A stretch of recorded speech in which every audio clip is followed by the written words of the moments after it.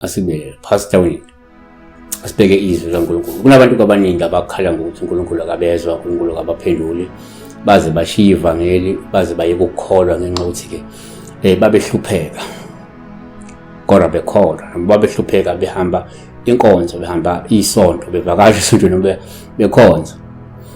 Kodwa bekhuleka, babona ukuthi umkhuleko uNkulunkulu akayiphenduli. Namhla sikubheke ukuthi ke ngezwi ingosi yethu ethi Verse and Verity, asibheke izwi ukuthi lithini izwi kulesi simo.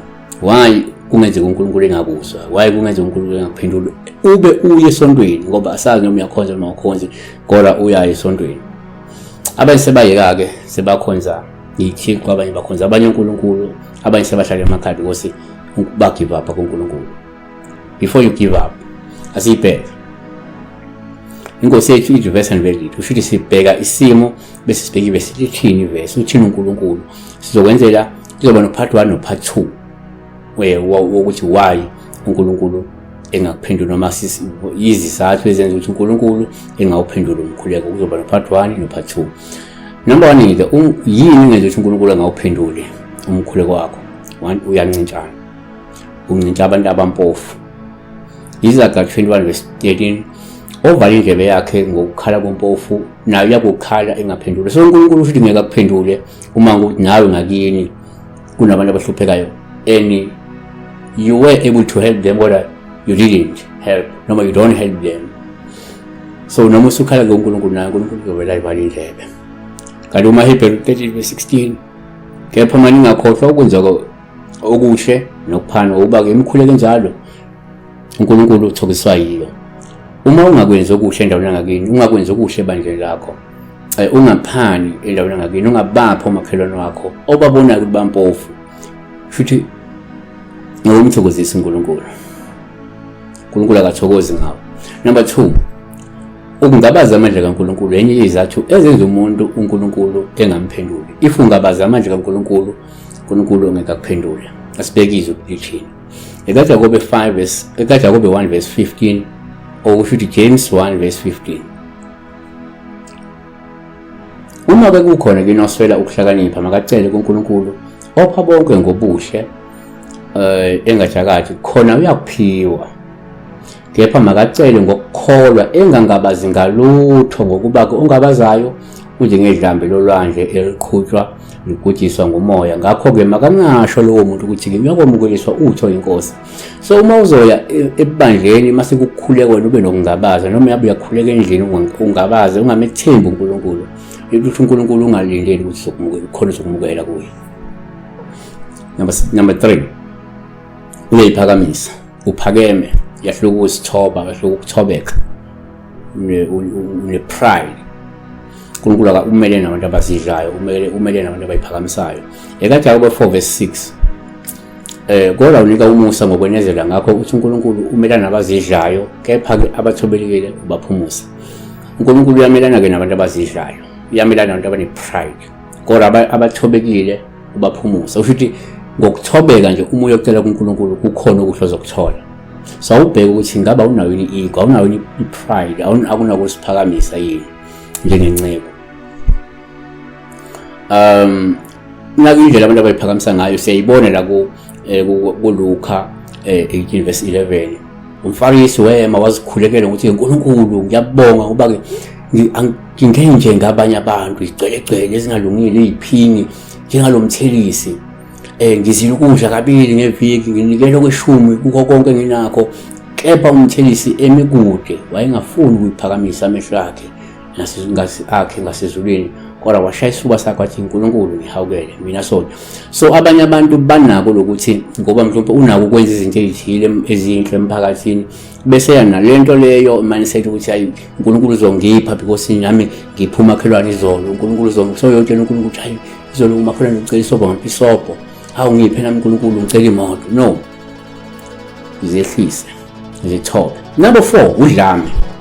Ngenzeka uyindoda enodlame, ngenzeka umfazi onodlame ekhaya kwakho, ngenzeka ingane enodlame, umuntu onodlame, umuntu obhedayo ohlukumeza abanye abantu, uya so abusive. uNkulunkulu ke uyekhelanisa nawe, uNkulunkulu angeke akulalele. Imkhuleko yakhe iyathiyeka. Lokho sikuthola kuphi?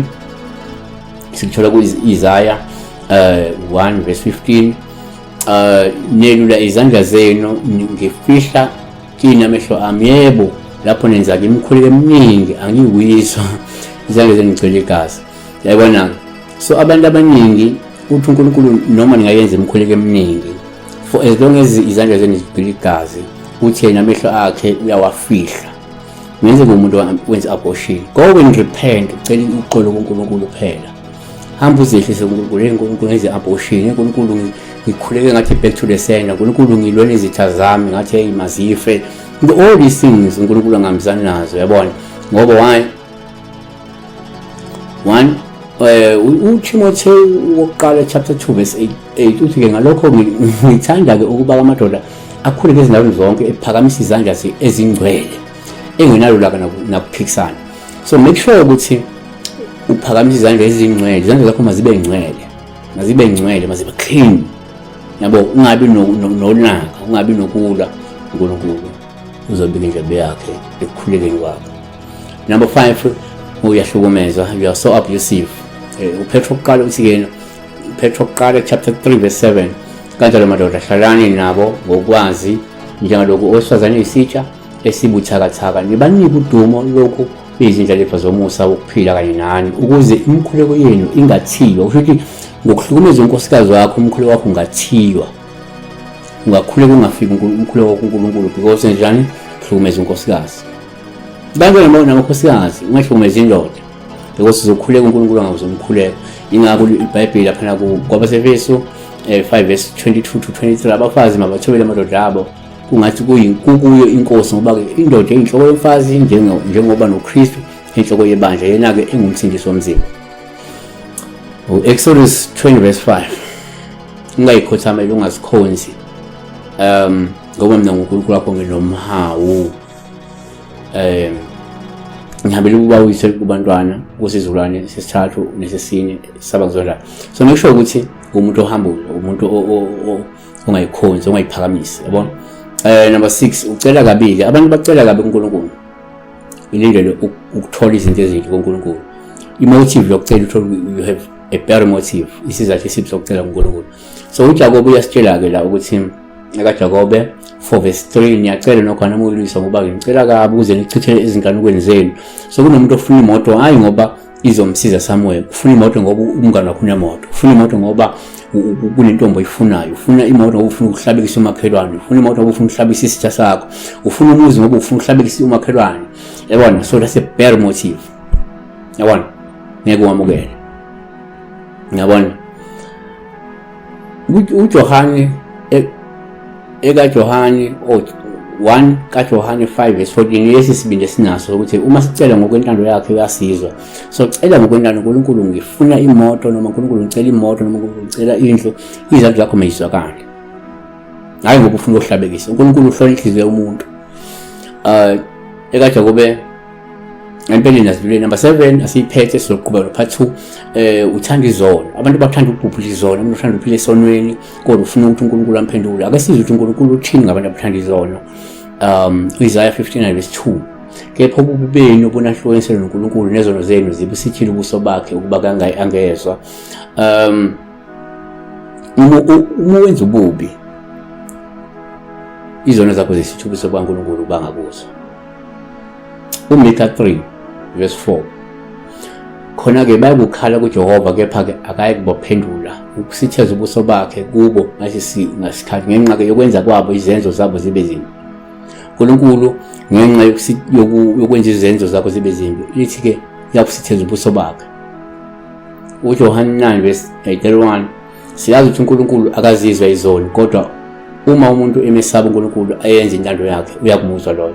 Lithi iBhayibheli lithi uNkulunkulu akazizwa izoni. So make sure ukuthi uhlukana nesono, whatever sin that we are committing njengamanje, hlukana nayo. You've been committing sins, you've been praying at the same time you're committing sins, and we expect uNkulunkulu uzophendula, yabona. Amahubo 66 verse 8, verse 18, uma bengiqonde ububi enhlizweni yami ibingeke ngizwe inkosi. So uDavid la kumahubo uyakuveza ukuthi ukube wayeqonda ukuba uNkulunkulu bengekamuzwa, futhi uNkulunkulu akazizwa ngempela ngizoni.